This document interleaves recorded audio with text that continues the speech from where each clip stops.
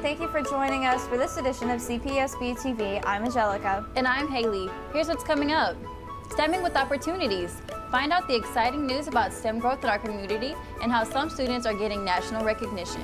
And the LaGrange Lady Gators do it again. You'll hear from the basketball MVP on back-to-back state titles. Plus, if you're ready to say goodbye to Odysseyware and Blackboard, that day is near. I'll have a report on the new learning platforms headed to Calcasieu Parish students.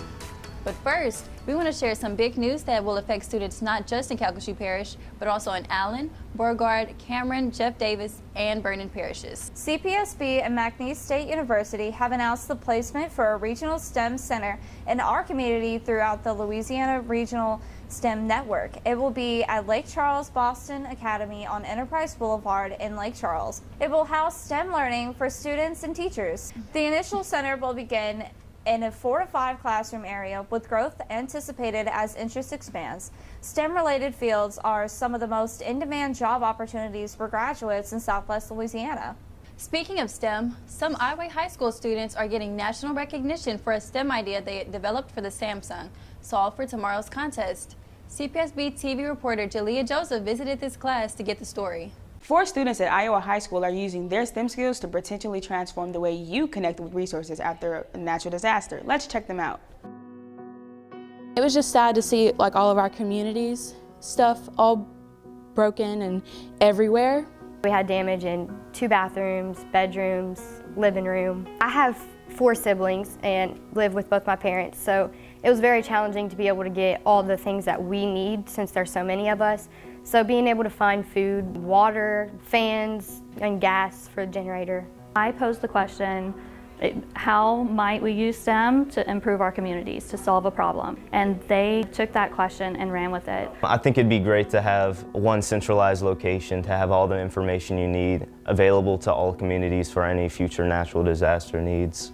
We think that there needs to be a resource for people to be able to still use your phone, because that's how most people connected, was through Facebook or messaging people, getting to know, hey, there's food here, there's water here, being able to have that communication to let each other know if you need this, it's there. It'd have 3 main sections of how to prepare for a hurricane, staying safe, and how to deal with the aftermath of the hurricane. One way we gathered information to include in this app to make sure we have all the right stuff is I created a survey. So the survey was to reach out, questions for them to put yes, no. They helped us out a lot. We really challenged ourselves to get outside of the 4 walls of our classroom, which can be hard sometimes, and especially with COVID. So anytime that we've had a question, we've sought out an expert to help us to answer that question.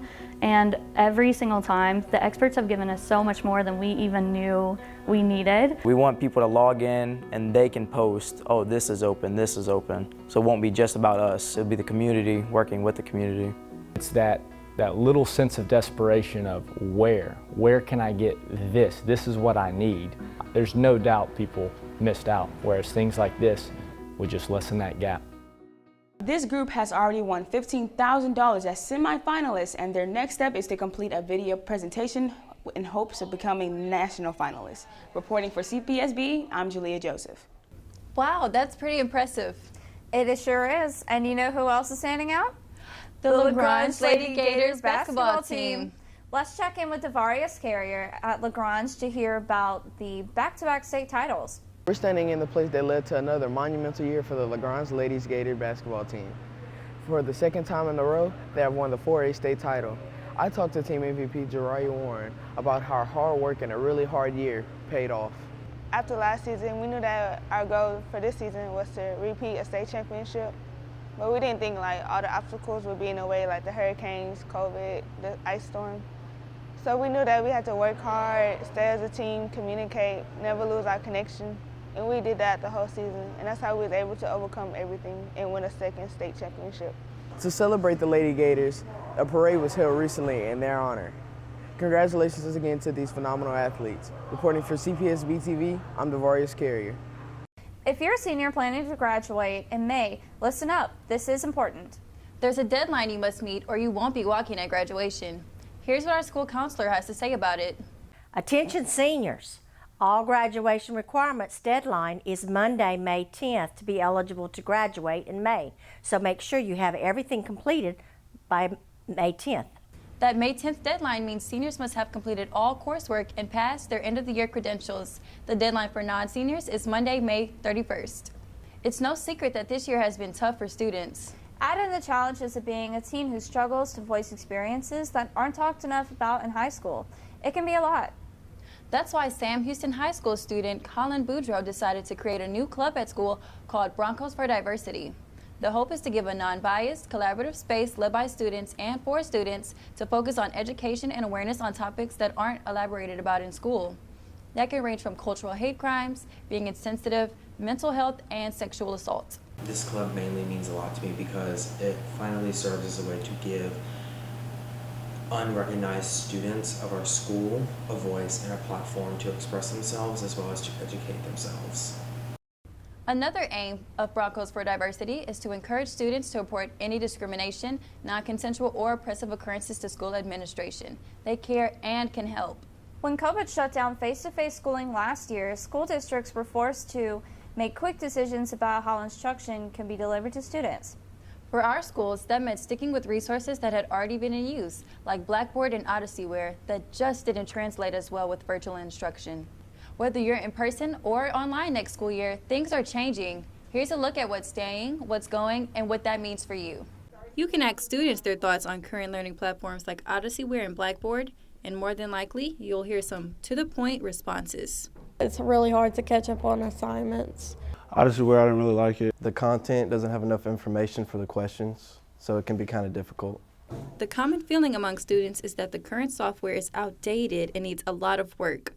Teachers and administrators have expressed similar frustrations, according to Cpsb Chief Technology Officer Kim LeBlanc. Basically what we did was we went to resources that we were currently using, and we quickly learned that we needed to go out and find some new resources that had more robust tools, more interaction for kids, and more engagements. LeBlanc says an instructional review resource committee of 50 people was formed, representing students, teachers, and administrators. After months of researching other products and accepting district feedback, a decision was made this month.